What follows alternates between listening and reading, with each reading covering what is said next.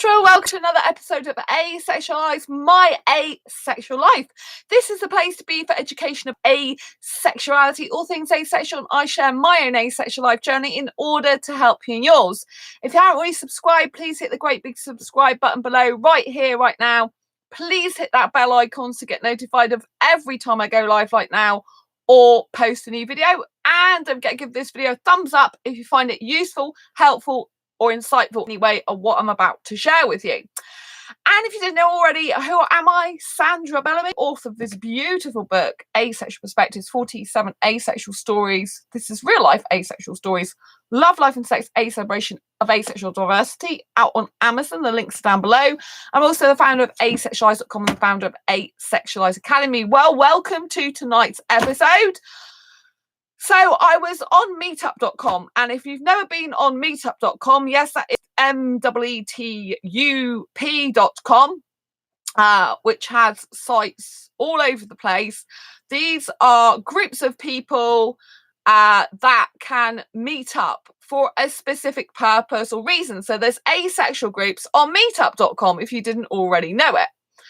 And if you're an organizer on meetup.com, you should have to pay the website to host a group for your meetup. But if you are wanting to join a meetup, you can click on to join for free.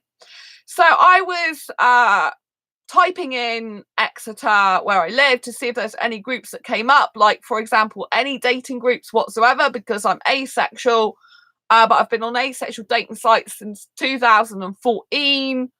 And I haven't found the right asexual guy for me yet. I mean, you know, it might be that I'm going to be happier on my own in the long run. But I like to keep my options open. So I thought, is there any dating whatsoever going on in my city? And according to meetup.com, there are no groups actually on that site for meetup in my city. Which, you know, if I didn't have to pay for, you know, having a meetup on there, you know, I might even... do one, but I think it's a lot more expensive. It used to be just £10, but I think it's a lot more expensive now. So anyway, to cut a long story short, I was going through I was looking, and then I came across this group. I don't know how I came across it. I guess because I was looking for dating groups, and I couldn't believe it. So personally, as an asexual who's sex repulsed, I don't really need to see a guy's bit. So if I'm in a relationship, I don't need to see the guy's penis. I don't need to see his backside naked. I don't need to see, you know, his bottom half naked, basically. If I'm seeing anything naked, I'd rather see all the other bits naked than the penis area. I don't need to see that. It's not my thing, right? And I'm personally a sex repulsed as well as naked repulsed person these days. In the past, I have been completely naked with my exes, and I wasn't sex repulsed like I am now. Like I could have sex, I could do the act, you know, even though I didn't ever think to my ex, about my ex, I want to have sex with you in those terms, you know, but it was all consensual with my last long-term ex, for example. So, you know, I don't think like that, and I don't understand why anyone, from my own perspective, would ever want to see other people doing sexual acts. I know apparently some people get thrills out of seeing other people naked and having sex, or doing sexual acts. I personally think it's gross. I mean, if I was naked, then it would only be with my partner other than myself. Do you know what I mean? If I had one, not other people that I don't even know or anyone else, because I personally think that should just be kept between me and them. You know, I don't even like a guy who takes his top off in public, to be quite honest. I'm thinking, well, that's your own private body. Why are you flaunting it everywhere? And it's traditionally by society, it's fine for guys to show their nipples in public. Do you know what I mean? Not a woman, but a guy. So it's kind of like, I think it's a bit weird. Anyway, I found this group, right? So not only do I think it's weird to be naked in front of people you don't even know, that's not your partner, I thought, you know, like, being naked's one thing, like on a nudist beach, you know, where you're being naked, you know, and everyone's walking around naked. That's one thing, right? Which I don't personally like. I've got friends who do like that, but I don't personally like that, right? And then it's another thing where you're actually going to a group coaching session where you're doing sexual stuff in front of other people. So I came across this group. This group popped up. It's called Sex Magic Coaching for Couples, with a woman's legs open as a picture. Ugh. London, United Kingdom, but my actual filters are set for London, 5 miles outside of London, which is probably why I didn't find anything come up in Exeter, but I've looked at Exeter as well. And it says London, United Kingdom, 21 members private group organised by pleasure couples, right? What we're about, I can't do nothing but laugh at this, but at the time I was really horrified. What we're about, this group is for heterosexual couples. So I do like the fact that they've stated their niche, because they're on meetup.com. There are groups for gays, there are groups for bisexuals, you know, and there's also groups for LGBT and LGBT plus QIA, right? So meetup.com does have lots of niche different groups for different types of sexualities, which I think is really good. So they have stated it's for heterosexuals. So I do appreciate them making it clear, you know, that's their target market. But this group is for heterosexual couples who want to practice sex magic to improve their relationship. If you would like to, it's called Sex Magic Coaching for Couples in London. That's what the group's called, right?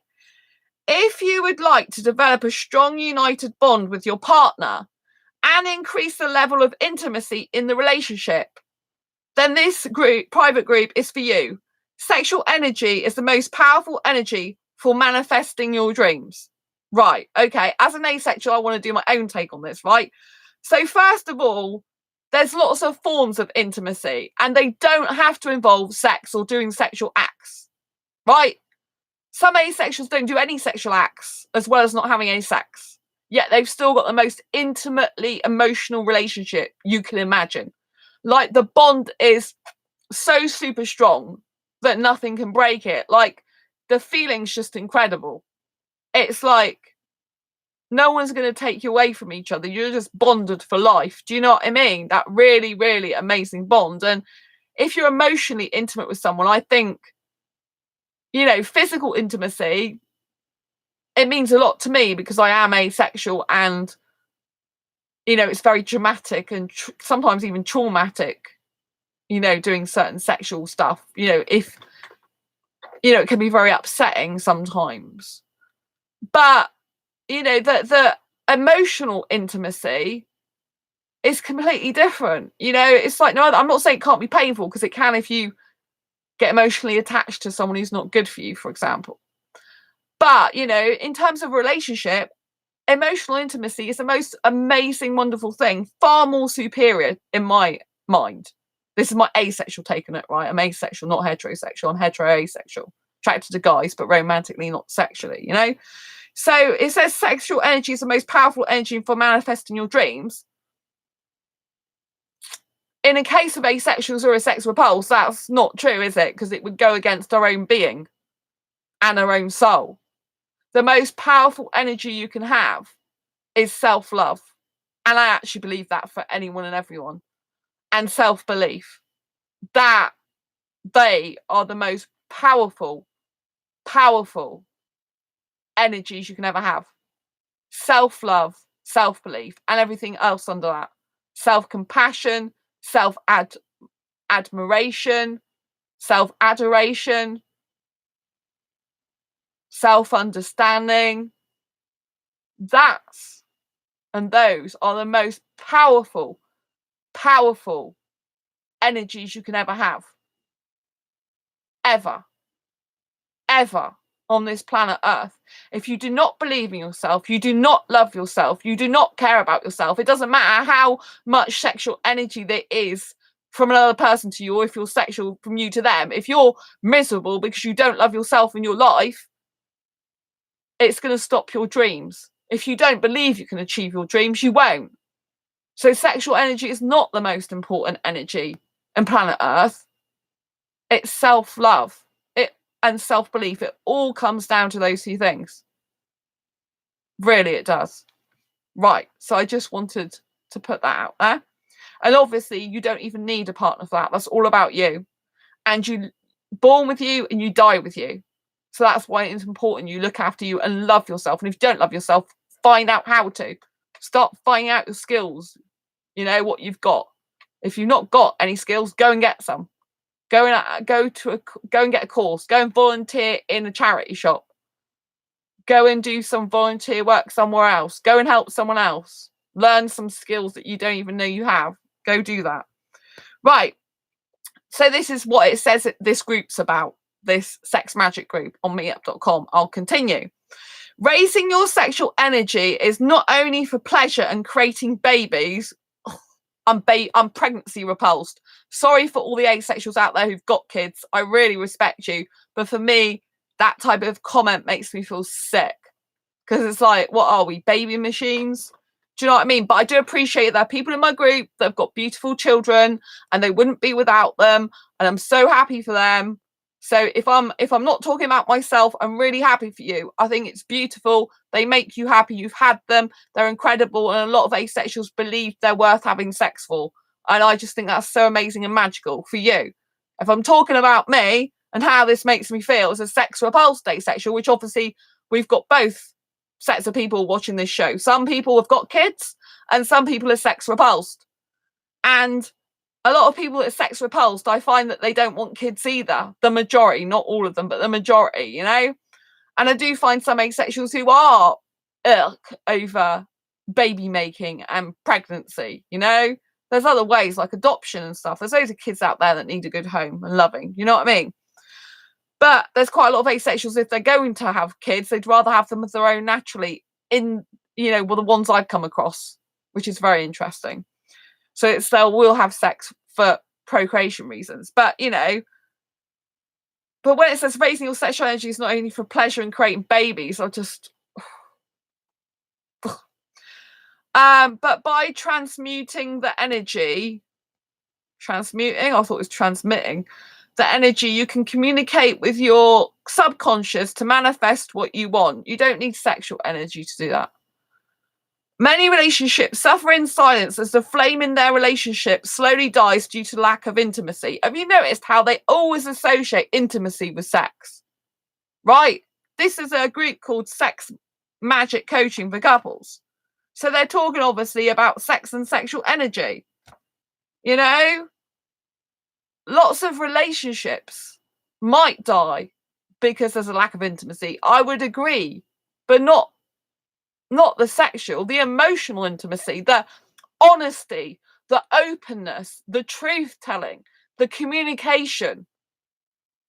If one or more partners decides to slow that down, end it, say less to the other person, not talk to the other person as much, not keeping as regular contact, that's when it starts to go downhill, right? It's always got to be as equal as possible. Do you know what I mean? It needs to be. It needs to be an ongoing effort by both parties, like a ping pong ball, backwards and forwards, backwards and forwards, backwards and forwards, in a good way. I'm not talking about a rocky relationship. I'm talking about the person communicates, the person communicates, the person communicates. It's like flowing like this. Woo! Flowing. Do you know what I mean? It's really important. So, there's other ways, asexual ways of obtaining all this. And when you're asexual, you know, it's no good having sex if you don't want it, like it, or need it, because it's going against your soul, which is not going to bring you spiritual happiness and is not going to do your body and mind and spirit any good. You know what I'm saying? So this is my take on it, because obviously it's aimed at heterosexuals, not asexuals, right?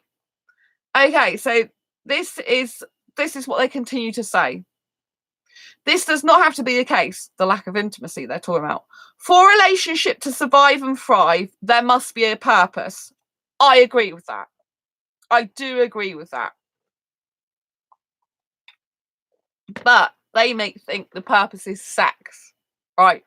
The purpose has to be like shared goals, shared ambitions, shared dreams, shared needs, shared wants, all those type of things. You know, so for example, if you've got two asexuals that meet, for example, there needs to be some common purpose of them for being together. Like they really love spending time with each other.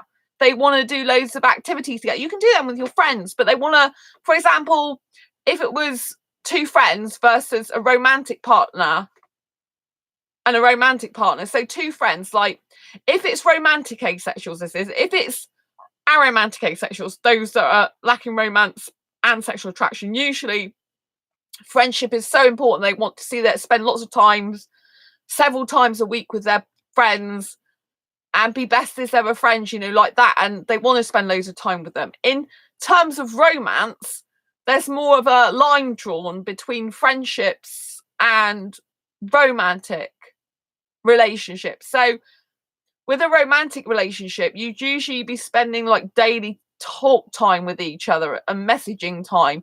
You'd usually be I mean, my friends message me regularly as well, but you'd usually be doing it even more with a relationship. And you know, the purpose together would be that you see your future with each other, and you see that you want to share more and more stuff, going to more and more places together, doing more things together, spending more time together. Because don't forget, the one you choose to be your life partner is the one you're going to be spending the most time with and dedicating your time, energy, and effort to the most, in terms of if you want a relationship. Many asexuals, especially aromantics, don't. So, do you know what I mean? There has to be a purpose, like a common goal. Like, for example, if you like traveling, you might want to take a year out and go traveling. You want someone to go traveling with you.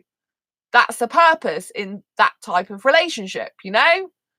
You might be like, you know, you might both want to move to a certain country in 5 years' time. You might both want to have your own businesses working from home, and you might want to both, I don't know, you might want to both do some hiking, like, or climbing Mount Everest together, or you know, it's all about having purpose. So once you've achieved things as a relationship couple, you need to then be thinking of other things, other goals, ambition, and dreams that you can do yourself individually, but also do as a team, growing together. Do you know what I mean? You've got to have a purpose for being together.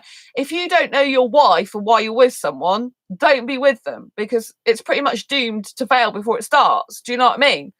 Like, if I have a boyfriend, I need to know why I'm with him. My purpose is because, you know, would be because I love him. I like kissing him, spending time with him. He's my bestest ever friend and my soulmate. I can't see my life without him. Although I could be without him, because don't forget, it's really important to know that if you do get in a relationship with someone and they end up being bad for you, you can always be better off on your own. I'm better off on my own, you know. But I mean, there has to be, like, my purpose on my own as a solo artist, you know, is to help other people in my life. So this is why I do this YouTube channel, because it's my mission to help asexuals. It's inbred into me. I didn't know it till 2014. I didn't even know I was asexual. And then 2015 came and I started doing this channel, and I'm like, it's like it's always been my life purpose. It's like it's written in my stars for me, and I didn't know it. I had no blooming clue whatsoever. In fact, I couldn't even talk about sex years ago at all, ever, apart from with a boyfriend. Now, look at me. I just talk about it like it rolls off my tongue. I mean, complete change around from what I was before.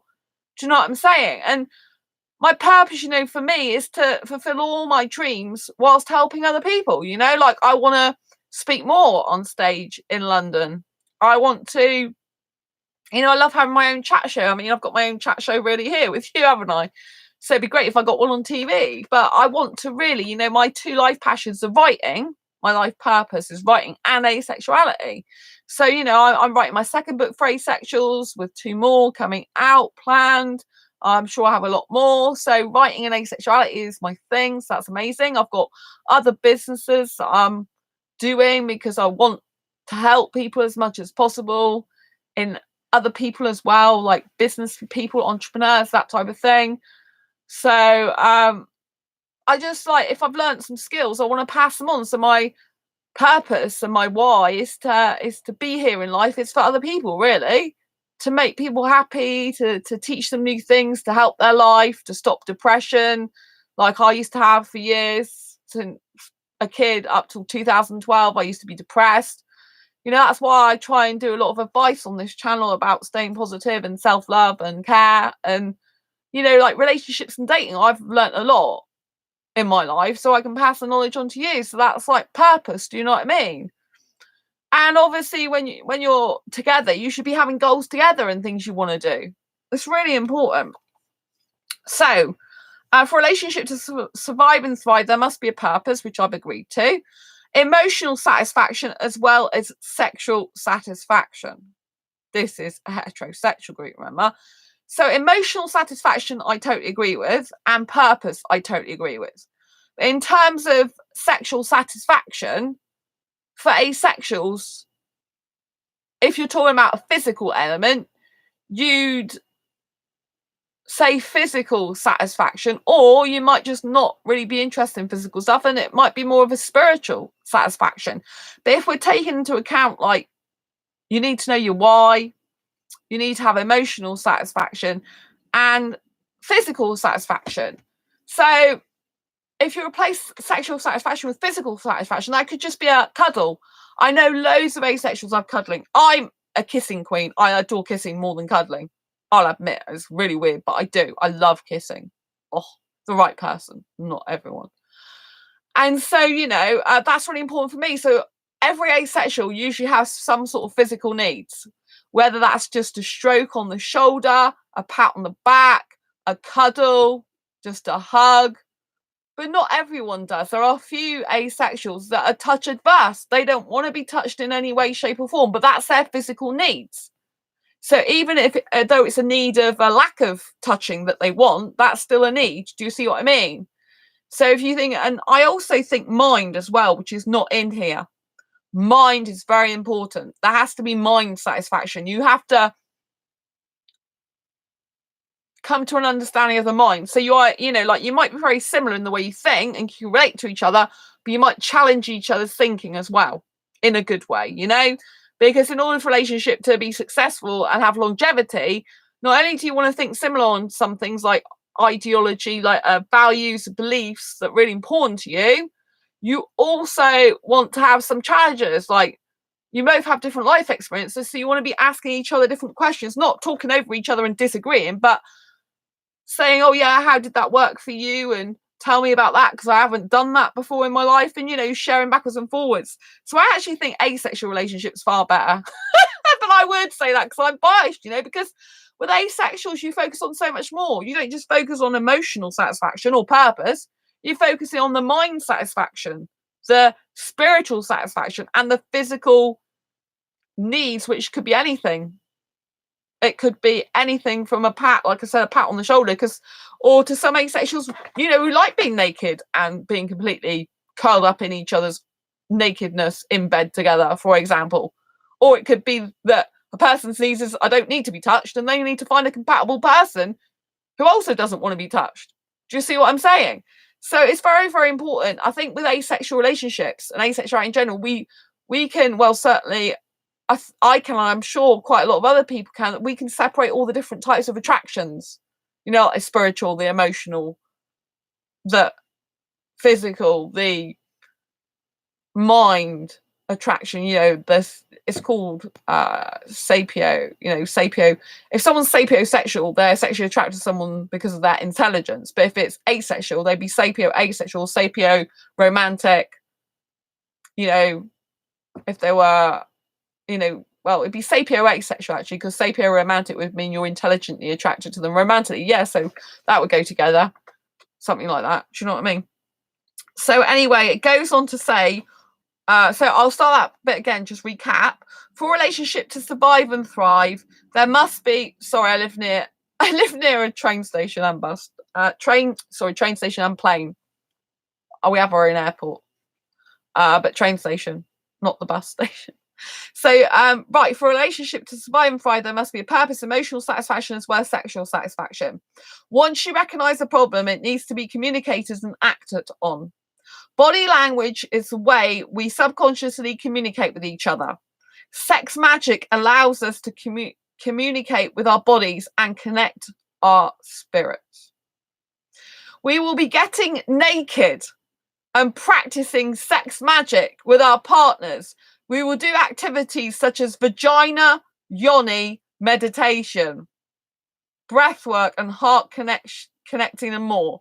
I have no idea what vaginal yoni meditation is, but getting naked and doing that to me sounds like something I'd never want to do in my life, to be quite honest with you. Not only would I never want to get naked in front of strangers, I don't really need to get naked in front of a partner if I want, but I don't know when it says vaginal meditation if that means your partner's doing something with your vagina, or if it just means you're moving your vagina, what the heck it means. I have no idea. It's like, what the heck? Do you know what I mean? I have no idea. But it's interesting, isn't it, that these groups exist in a good to know point of view, from the point of view of, yeah, let me run the other way, thanks. I'm glad I know there's something like this because I can go the other way. Based on hermetic principles, we will be transmuting, or they are using the word transmuting, sexual energy for manifestation. The 7 hermetic principles are based on universal law. I hope I've pronounced that correctly. And can be applied to sex magic. The 7 hermetic principles are mentalism. Well, what did I say about having a mental connection? That's correspondence, which is usually communication, isn't it? Vibration, which is the energy you're vibrating at. Polarity, which is if you're both like coming together or going opposite ends of each other. Gender, which I presume means whatever your gender is different to how it works. Rhythm, I'll leave that to imagination. Cause and effect. Join us to learn how you and your partner can transmute your sexual energy for manifestation. They got 2 events coming up. One is sex magic coaching for couples, and one is meet and greet with Q&A online. I mean, I just can't believe that someone would just go in a group and be naked like that. But it does happen, apparently. There are people I know who talk about like going to places where they specifically do sexual acts and get naked, either semi-naked or parts of their body naked, and do stuff together because they find it fun, pleasurable, and exciting. I personally want to run a mile from all that. I just don't understand, from my point of view, why someone would ever want to get naked in front of a room full of strangers. I don't understand that. It was horrible, right? Once, me and my ex, right, went to this photo shoot, couple photo shoot. The photographs were lovely at the time. Actually, they were really, really good. But the thing that freaked me out was as soon as we went into the room, this couple, man and woman, asked us if we wanted to get naked, to have naked photographs. And I'm like, no, I don't want to get naked to have naked photographs. Thank you very much. And it really, really, really put me off. I mean, my ex was paying for it and arranged it, and we had to get transport out there. It wasn't in the city centre. And I'm like, I'm not going to cancel it, but I felt so uncomfortable. It's like, why would I want a man and a woman looking at me naked who I don't even know and taking pictures of me? It's like, I don't want any photos of me ever naked, you know? That, to me, is something that's way out of line. I don't get these people who ask for nudes. It's like, why would you do that? You know, if you split up with that person, they can show your naked body to whoever. And even if you're not split up with them, they could still be sharing it in groups with people or online. Do you know what I mean? It's like, why would you do that? You know, if they want to see your body naked and you're happy with that, go for it. But why would you do that and put pictures of it? Do you know what I mean? Why would you do that and put yourself in that vulnerable position? I just don't get it. But I know asexuals that have done that for sexuals. It's like, if anyone asks you for news, just tell them to take a hike. You don't owe them anything. You really don't. And so, yeah, I just don't get it. I don't get what people are naked in front of each other and doing whatever vaginal meditation. I don't get it. I don't understand it. It's no logic to it whatsoever for me. It's like, if you're going to do couple therapy, do it as a couple with your, if you really want to be naked in front of someone, do it with a coach. Just you, them, your partner and the coach, you know, make it private. Why do it in a room full of many people? I don't get it. I really don't. It's like, I know some people do have naked photography, but it's like, I would not want a male photographer looking at me naked if I'm female anyway. Oh. But, you know, it's like, if you're going to do it, I can understand if some people do want naked photographs taken, that they would be okay with the photographers doing that. But I bet they wouldn't invite loads of people into the room with them to come have their picture taken or watch them having naked photographs. Do you know what I mean? It's weird. I say it's weird from my point of view. You know, I know people are each to their own, aren't they? They can do what they like, whatever makes them happy. Go for gold as long as it's consensual and everyone's having a good time and honesty is involved in communication, you know, go for gold. But just personally, as a sex repulsed asexual, and I pretty much have not liked sex throughout my life, but before I used to do it because I wasn't repulsed actually doing it, you know, then it's just ugh to me. I don't get it. Really don't get it. Anyway, I'd love to know what you think. Post it down in the comments below. I hope you've enjoyed this video. I hope you found it useful, helpful, insightful in some way, or entertaining in the very least. If you have, please give this video a thumbs up. The reason I asked you to give it a thumbs up is because it does help these videos get higher up in the search engine rankings. If you've got your settings on private, no one can see what videos you've liked anyway. So, you know, like I set my privacy settings so people can see my public videos, but they can't see any videos that I've liked or favorited because my settings are private with that, you know. So yeah, so give this video a thumbs up if you like it. Share it with anyone you think may benefit or find it very weird or interesting or entertaining even. And yeah, if you haven't subscribed already, please hit the great big subscribe button right below this video, and don't forget to hit that bell icon to get notified of every time I go live. Right now, I'll post a new video. And I'm going to sign off for tonight. It's been lovely to see you. I know there's been someone watching all the way through. I'm not sure who it is. I can hazard a guess, but I love you because I know there's someone who watches me every video I do every single night on this channel live, and I really love you and appreciate you from the bottom of my heart. It means so much to have someone watching me and listening to me. I really adore you to bits. I love you so much. Until next time, embrace your quirky and each other's, and I'll see you on the next live stream or video. Take care. Have a good day. Bye. Bye.